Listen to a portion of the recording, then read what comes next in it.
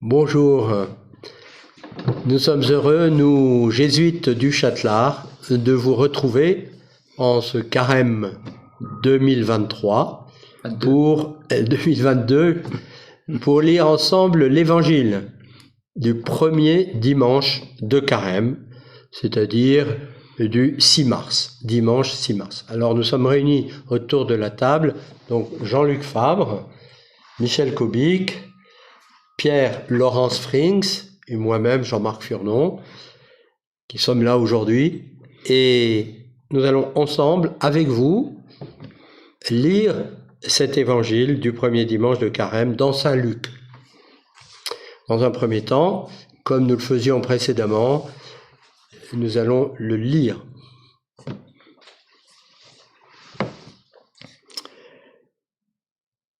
Jésus, rempli d'Esprit Saint, revint du Jourdain, et il était dans le désert, conduit par l'Esprit pendant 40 jours, et il était tenté par le diable. Il ne mangea rien durant ces jours-là, et lorsque ce temps fut écoulé, il eut faim. Alors le diable lui dit, « Si tu es fils de Dieu, ordonne à cette pierre de devenir du pain. » Jésus lui répondit, « Il est écrit, ce n'est pas seulement de pain que l'homme vivra. » Le diable le conduisit plus haut, lui fit voir en un instant tous les royaumes de la terre, et lui dit, « Je te donnerai tout ce pouvoir avec la gloire de ces royaumes, parce que c'est à moi qu'il a été remis, et que je le donne à qui je veux. Toi donc, si tu m'adores, tu l'auras tout entier. » Jésus lui répondit, « Il est écrit, tu adoreras le Seigneur ton Dieu, et c'est à lui seul que tu rendras un culte. » Le diable le conduisit alors à Jérusalem. Il le plaça sur le faîte du temple et lui dit, « Si tu es fils de Dieu, jette-toi d'ici en bas. Car il est écrit, il donnera pour toi ordre à ses anges de te garder. Et encore, ils te porteront sur leurs mains pour t'éviter de heurter du pied quelque pierre. » Jésus lui répondit, « Il est dit, tu ne mettras pas à l'épreuve le Seigneur ton Dieu. » Ayant alors épuisé toute tentation possible, le diable s'écarta de lui jusqu'au moment fixé. Nous pouvons maintenant chacun, vous de ce côté de la table et nous de celui-ci, prendre le temps de relire tranquillement cet évangile avant de partager sur l'évangile. Nous le relisons tranquillement.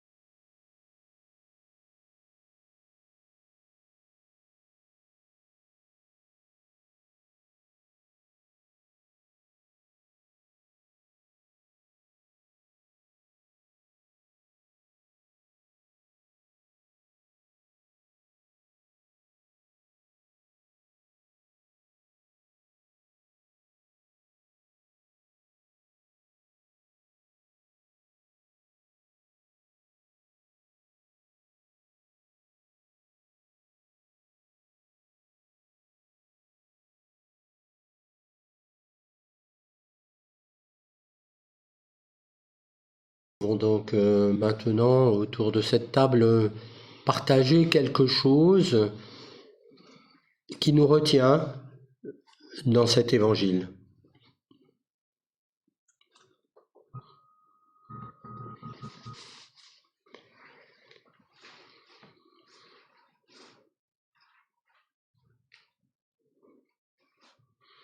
Ce qu'on peut remarquer, c'est que le passage là commence avec la mention de l'Esprit Saint. Jésus est rempli de l'Esprit Saint. Et aussitôt, il est conduit par l'Esprit. L'Esprit est un personnage important dans cette scène. Et en opposition à l'Esprit Saint, il y a le diable. Le diable qui vient dès le verset 1er et qu'on retrouve jusqu'à la fin. Verset 13, le diable s'écarta de lui. Le diable arrive, le diable repart. Et la conversation entre Jésus et le diable, elle est habitée par la présence de l'Esprit qui est constamment présent sous la forme de la parole qui est citée à chaque fois, la parole de Dieu. Et ce qui est étonnant, c'est que Jésus, qui est rempli d'Esprit Saint, et qui au baptême, juste avant, l'Esprit Saint descendit sur lui sous forme corporelle, comme une colombe. Donc Jésus, ce Jésus-là, tellement habité par l'Esprit, il est visité par le diable. Donc on pourrait dire, il n'y a pas que les gens méchants ou qui font des gros péchés qui sont visités par le diable. Jésus lui-même, qui est sans péché, est visité par le diable à ce moment-là, tout à fait au début, juste après son baptême. Oui, on peut y trouver quelque chose par rapport à l'humanité du Christ, puisque à la fin, il est dit, ayant ainsi épuisé toutes les formes de tentation, le démon s'éloigna de Jésus jusqu'au moment fixé. Toutes les formes de tentation, c'est par rapport à une espèce de perception que peut avoir le diable de ce que c'est qu'être humain. Et être humain, eh bien, d'une certaine manière, c'est d'assurer sa capacité de subsistance, c'est pouvoir exister socialement, et c'est pouvoir avoir peut-être beaucoup de biens. Et là, eh bien, Jésus, il tient la bonne attitude. Ce qui me vient aussi, c'est que on parlait d'humanité du Christ, on parlait que c'est pas que les mauvais et les méchants qui sont tentés.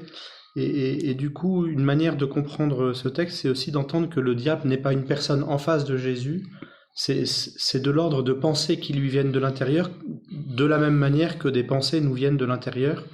Enfin, il me semble que comprendre ainsi ce passage en un dialogue intérieur qui se passe entre Jésus peut aussi nous permettre de mieux percevoir ce qui lui arrive et, par ricochet, ce qui nous arrive à nous quand nous sommes tentés,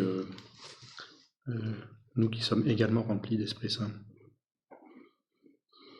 En tout cas, moi, je trouve que oui, c'est l'humanité du Christ qui est soulignée là, mais en même temps, ce qui est la tentation qui est présentée par le diable à Jésus, c'est de sortir de cette humanité. C'est-à-dire, il attaque au moment où Jésus est en faiblesse, quand il a faim, et il lui dit, ordonne à cette pierre de devenir du pain. Or, aucun être humain ne peut transformer une pierre en pain. Alors lui, il peut le faire, mais simplement, à ce moment-là, il n'est plus un être humain comme nous, quoi, limité par le fait qu'on ne peut pas transformer une pierre en morceau de pain, quoi. Il sort de l'humanité. Voilà. Il reste fils de Dieu, mais il est fils de Dieu pour lui tout seul. Il n'est plus fils de Dieu comme notre frère, dans notre humanité, qui est un fils de Dieu qui a pris notre humanité, quoi. Il y a un film comme ça, Ou c'est un Américain, je crois. Il peut faire des miracles, il peut faire... C'est quoi ce film? Je ne sais pas, mais... Alors justement, ça nous fait rêver, Ah bah oui. parce qu'on sort de l'humanité, quoi. On peut se transporter à Chicago, on peut faire passer une voiture par-dessus un fleuve, enfin, il n'y a que des trucs comme ça qui sont très sympas. Et, mais ça, c'est pas notre humanité, quoi. Notre humanité, c'est celle qui a faim, c'est celle qui est attirée par le pouvoir, par la richesse, c'est celle qui a peur, voilà, ça c'est notre humanité. Alors, il assume ça complètement, et le diable, il essaie de le faire sortir de là. Montre que tu es fils de Dieu, puisque tu l'es, si vraiment tu l'es. La tentation, elle porte vraiment là-dessus. Si tu es fils de Dieu, prouve-le. Et ce qu'il ne cessera de faire plus tard, en essayant de le faire sortir. Ce qui m'a frappé aussi en écoutant le passage lu par Michel, c'est comment les idées s'enchaînent. C'est-à-dire, si tu es le Fils de Dieu, ordonne à cette pierre de devenir du pain. Et la réponse de Jésus, ce n'est pas seulement de pain que l'homme vivra. Et du coup, lui vient, mais pas seulement. Ah ben alors c'est peut-être tous les royaumes de la terre alors qui me sont proposés.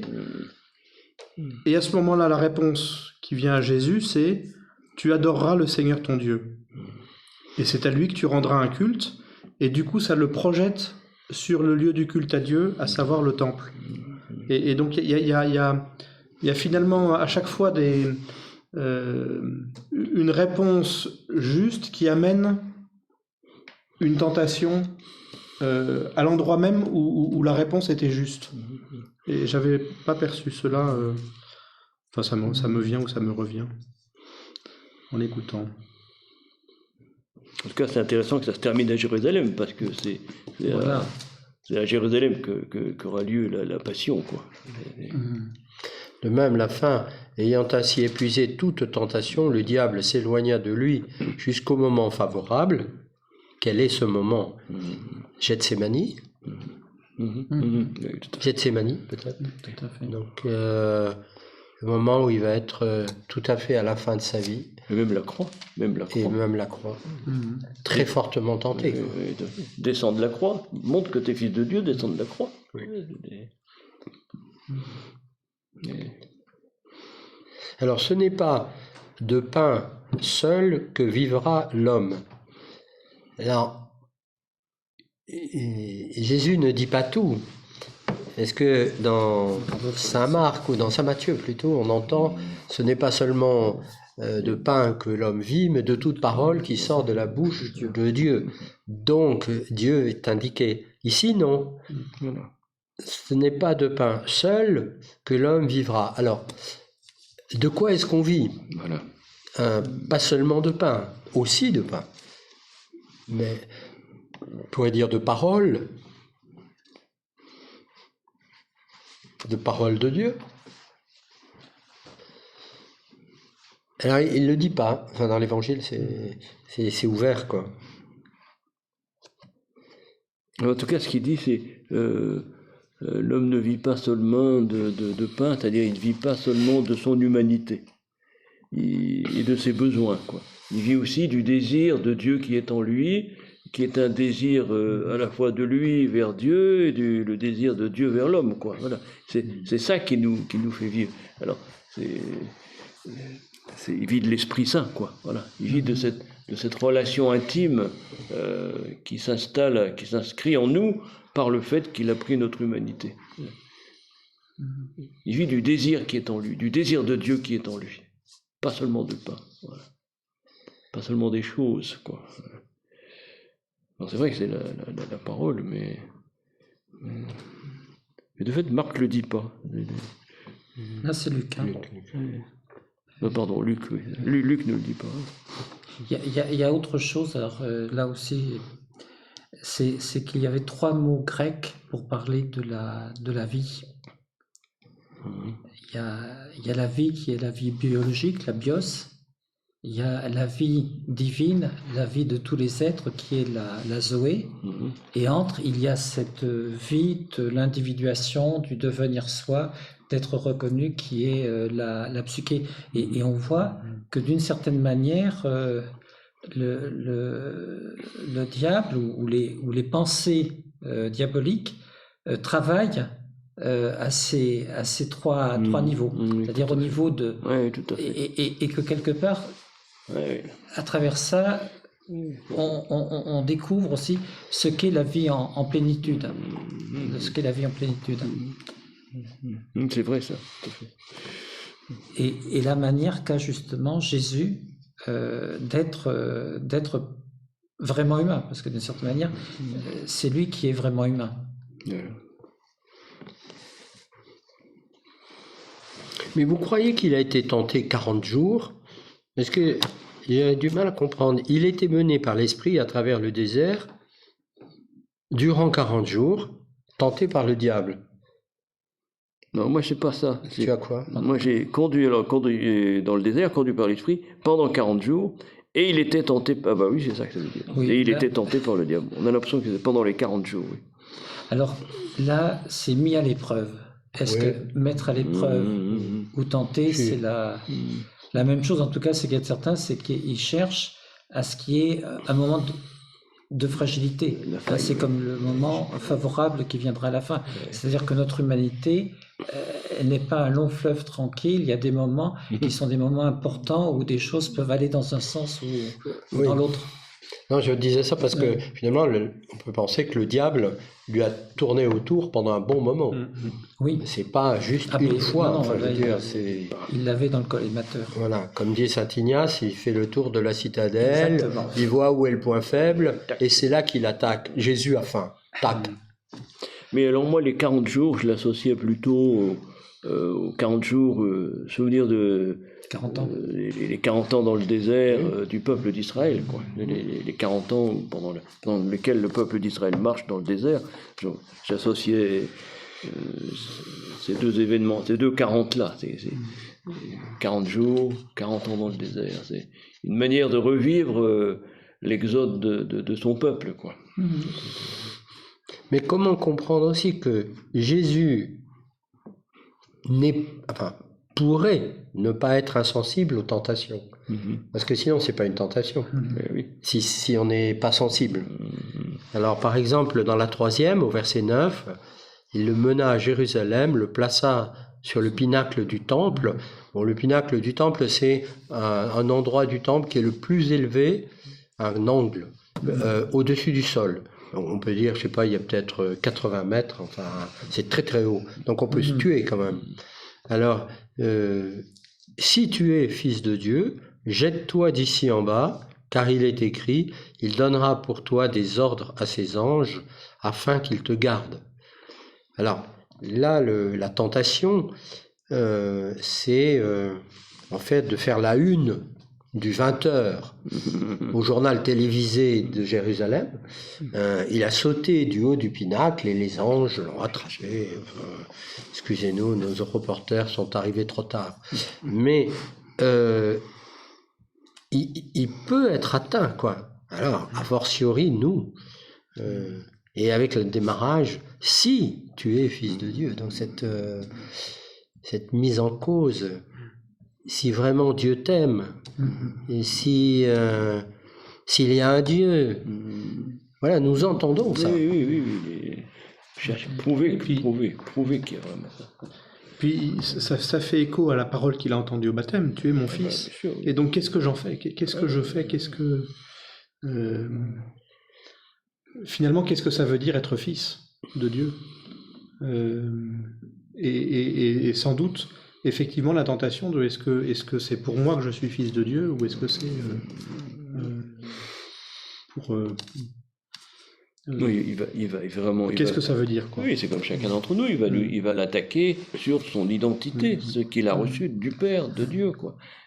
T'es fils de Dieu, oui ou non? Si tu l'es, prouve-le. Or, et nous, on est attaqué là-dessus aussi. T'es un bon jésuite ou t'es pas un bon jésuite, quoi. Prouve-le. Donc, par exemple, il n'y a rien à prouver. Oui, même, c'est pas seulement qu'est-ce que ça veut dire, c'est est-ce que c'est vrai? Oui, est-ce que c'est vrai? Est-ce que c'est une réalité? Est-ce que Tu te fais des idées, quoi. Oui, tout à fait. Avec, En tout cas, moi, c'est la réception d'une parole qui provoque un mouvement, je sais pas, je dirais de déstabilisation. Enfin, en tout cas, un mouvement qui fait que la tentation peut venir à ce moment-là. Enfin.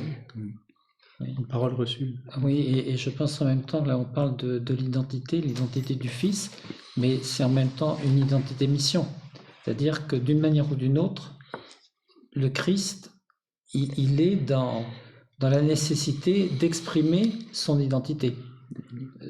Tout être humain doit exprimer son identité. Tout être humain doit subvenir à ses besoins.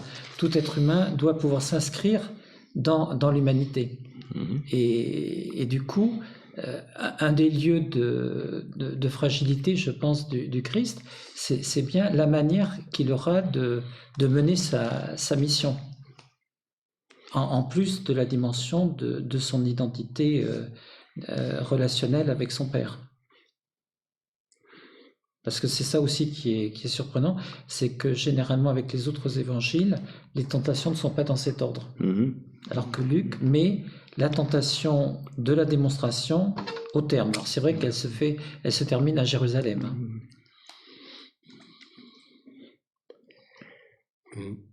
Moi, une autre question que je me posais, je ne sais pas si elle est, mais c'est est-ce que ces tentations ont transformé Jésus, ont fait qu'il en est sorti différent ou plus conscient de, enfin voilà, est-ce que ces tentations finalement ne sont que des attaques extérieures, ou est-ce que ça le transforme d'une manière ou d'une autre? Est-ce que ça transforme ses premiers actes? Je pensais, quelqu'un disait un jour, si on était dans un film américain, premièrement, il y aurait les tentations, d'où Jésus sortirait vainqueur, et ensuite le baptême, pour l'introduire, fils de Dieu. Mais là, c'est exactement le contraire. Premièrement, il y a le baptême, on pourrait dire l'élection de Dieu, tu es mon fils bien-aimé, je t'ai engendré, et juste après viennent les tentations. C'est l'inverse, enfin. Donc, d'une certaine manière, avec la force de l'esprit, Jésus prend de plein fouet les tentations avant que ne s'ouvre sa mission, quoi. Dont on parlait. Oui, et moi je pense que certainement ce que Jésus a retiré de ces tentations, c'est de savoir ce qu'il y a dans le cœur de l'homme. Et très très souvent, dans ces rencontres, et je pense que ces tentations traversées par lui approfondissent en lui sa capacité de miséricorde envers les gens, envers les personnes qu'il rencontre, y compris envers ceux qui seront amenés à vouloir le faire périr. En tout cas, je trouve intéressant aussi, mais que juste avant, ce chapitre 4, là, le premier verset, là, le passage qu'on est en train de lire, juste avant, ça se termine avec « Fils d'Adam, fils de Dieu ». On a la généalogie de Jésus, et ce qui se termine par « Fils d'Adam, fils de Dieu ». Alors on a... là, c'est Jésus, fils de Dieu. Là, c'est Adam, fils de Dieu. Autrement dit, c'est comme si Luc voulait montrer, en mettant les tentations à cet endroit-là, que se rejoue ce qui s'est passé entre Adam et Dieu. Autrement dit, entre l'humanité et Dieu. Il y a quelque chose d'exemplaire là, dans les tentations qui pose le drame, enfin le drame qui va se dérouler ensuite avec la vie publique de Jésus et tout ce qui se passe, les rencontres, les miracles, et jusqu'à la passion. Et alors ça dit la victoire de Jésus d'emblée, mais cette victoire, il faut montrer le combat, parce qu'il n'y a pas de victoire sans combat. Alors cette victoire qui est donnée d'emblée, qui va éclater au moment de la résurrection, elle est posée d'emblée là, mais il faut montrer tout le combat qui mène à cette victoire-là. Alors ça va être toute la passion et toute la vie publique, quoi. Mais il y a une espèce d'ouverture là, avec les tentations qui est impressionnant, quoi. Comme la répétition d'une certaine façon, ou le prolongement de ce qui est raconté au début de la Genèse entre Dieu et Adam. il y a cette dimension. Il y a aussi le fait, effectivement, c'est un caractère de scène inaugurale, aussi bien par rapport à l'humanité entière, mais aussi par rapport au peuple juif, hein, puisque d'une certaine manière, on reprend, comme on l'a dit, on reprend les 40 ans du désert. Oui, tout à fait, oui, tout à fait. Oui, c'est vrai. Et puis en même temps, dans la question de la démonstration, je pense qu'il y a aussi très profondément la nécessité de pouvoir associer l'humanité. C'est-à-dire que d'une certaine manière, le Christ va manifester qu'il est vraiment le Fils de Dieu parce qu'il est capable d'associer l'humanité dans cette transformation. Et que c'est ça, je pense, un des enjeux, des enjeux fondamentaux. Oui, c'est l'alliance. Oui. D'autant plus qu'avec Luc, il y a la vie avant Jésus, dans son évangile, la vie de Jésus terrestre, et ensuite avec les actes, la vie de l'humanité en l'absence d'un Jésus présent, matériellement et physiquement. Mais là, c'est l'alliance pour moi, ça. C'est le lien entre homme et Dieu, il est fixé là, il est gagné ici. Oui. Il ne va pas renoncer à l'humanité pour prouver qu'il est Dieu. Il est Dieu dans l'humanité. C'est pas l'un sans l'autre. Et ça, il fixe l'alliance. Et c'est ça qui va se rejouer à la passion. Oui. Et particulièrement en relation avec les autres hommes. Bah oui, forcément. L'alliance entre l'homme et Dieu, oui. Et c'est lui qui dit, dans la seconde tentation, tu adoreras le Seigneur ton Dieu, et à lui seul tu rendras un culte. Et à lui, dans sa position de fils, il est dans l'adoration vis-à-vis du Père et de Dieu. Oui, tout à fait. Et c'est celle du milieu, tac.